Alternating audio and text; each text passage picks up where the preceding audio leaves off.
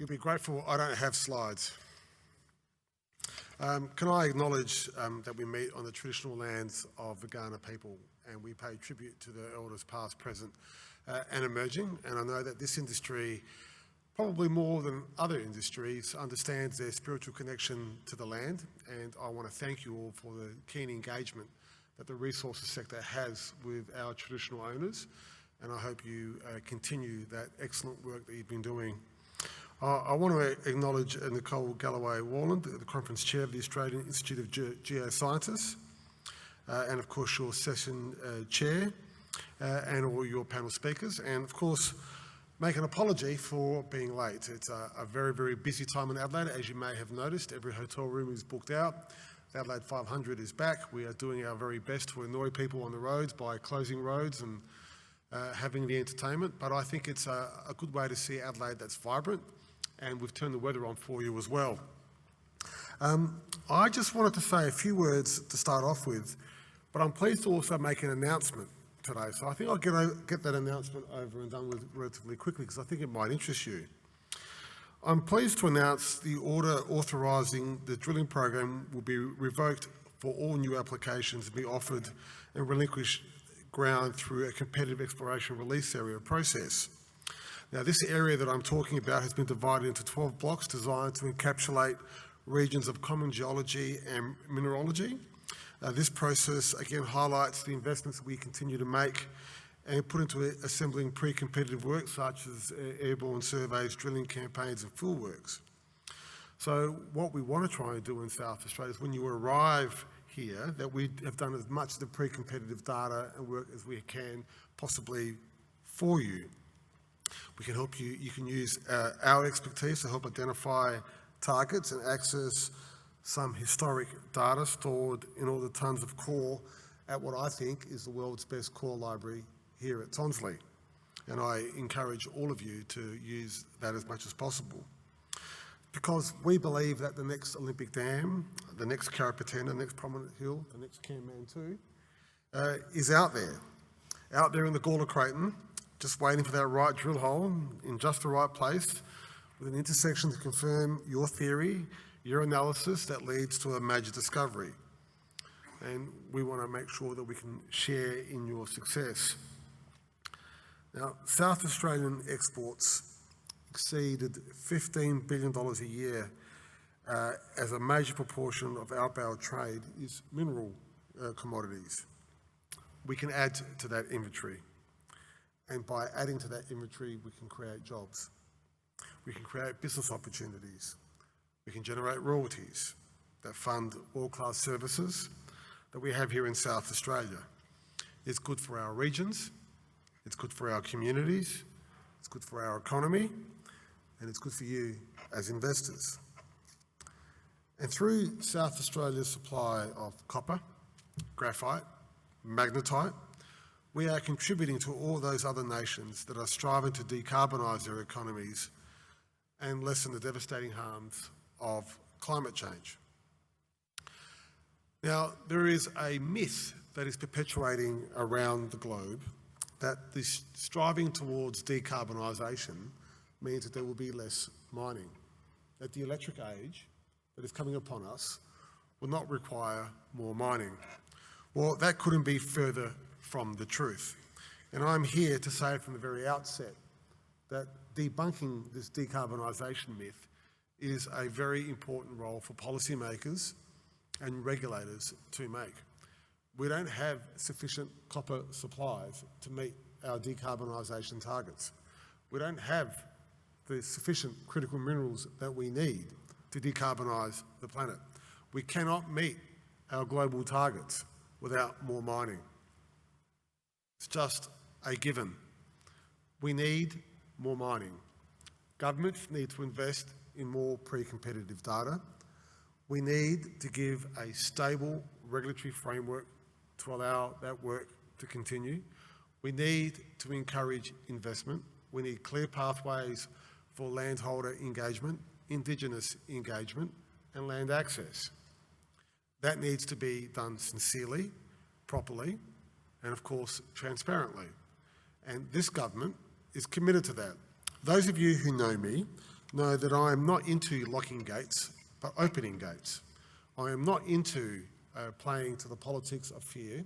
I am not into the politics of farmer versus miner or Indigenous group versus miner. I think that this industry is probably the greatest bunch of environmentalists and respecters of Indigenous culture and history that I've ever met. I haven't met a miner or a geologist or a geoscientist who wasn't fascinated by the natural history of our state who comes here, who aren't fascinated by our rivers and our deserts and our forests and our geology. None of you want to destroy it. None of you want to destroy Aboriginal heritage and culture.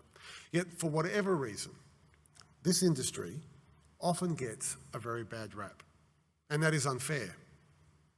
Now, there are occasions when mining companies do the wrong thing, and they are the minority. And it is important that as the majority of people who are involved in geosciences and geologists and the mining sector, that we speak out when we do see that bad behaviour collectively as an industry. And I think they do that exceptionally well. And my door is always open to make sure that we can indeed build that social licence, or whatever that means, that social licence. And I think we often underestimate the level of acceptance that this industry has about how much we need you to succeed, how much the public are hoping that you can succeed. Electric cars, electrification will take critical minerals, and we don't have sufficient amounts, and we need to find more. And you are the tip of that spear. You are the ones who are going to find us these minerals, along with the government, along with the regulatory framework, along with government policies prioritising and making sure that we have the right policies in place to incentivise this. I recently went on a trip to Japan and Korea with our Premier and the nation's new Trade Minister, Don Farrell. So Peter Malinowskis, myself, our Trade Minister and the Federal Trade Minister went on a trip to Japan. The thirst and desire for critical minerals was at a level that I had not previously seen. I'd been Energy Minister and Minerals Minister previously under a previous government, and I had travelled Toronto, all of North America, most of Europe, most of Southeast Asia. I had not seen this level of demand and interest at a government level.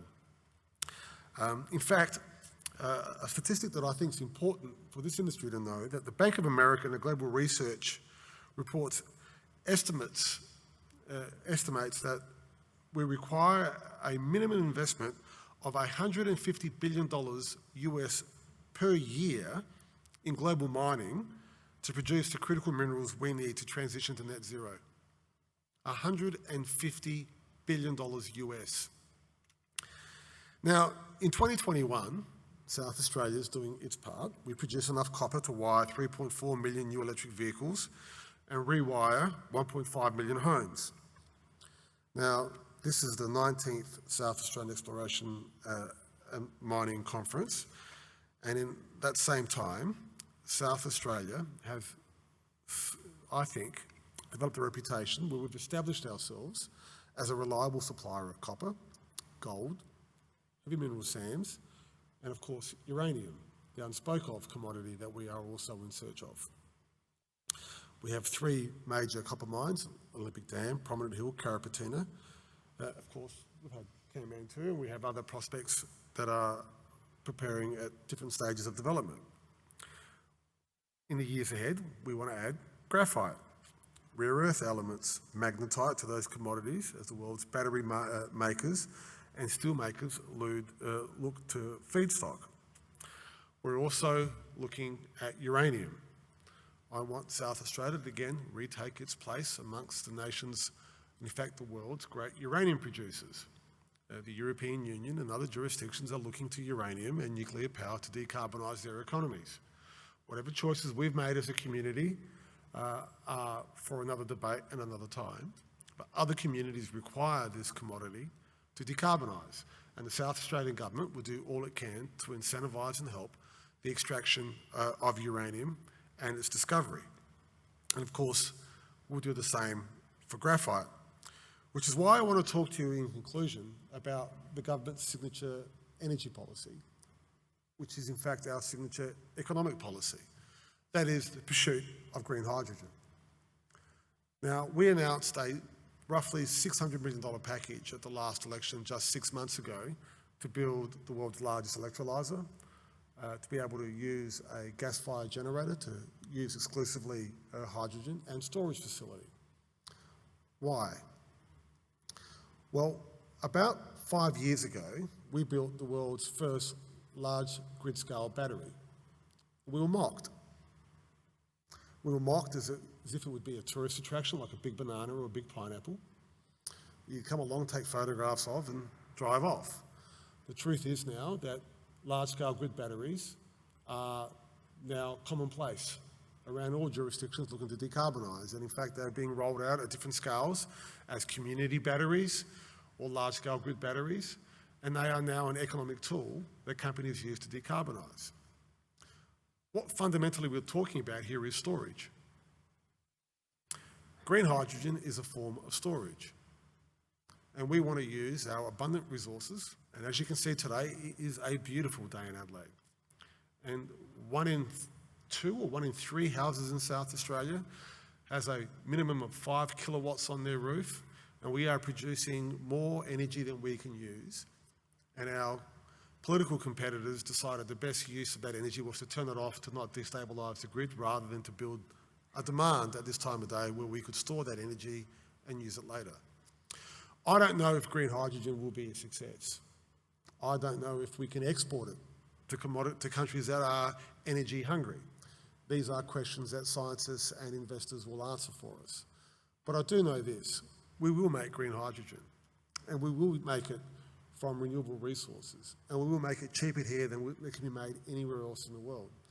And we will either export it or we'll use it where we make it.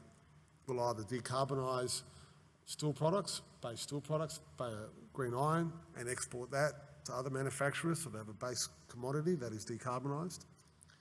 But this is the plan. The plan is to build a fourth pillar of diversification in our economy based on the resources sector. And that resources sector is the one that is driving developments in this area.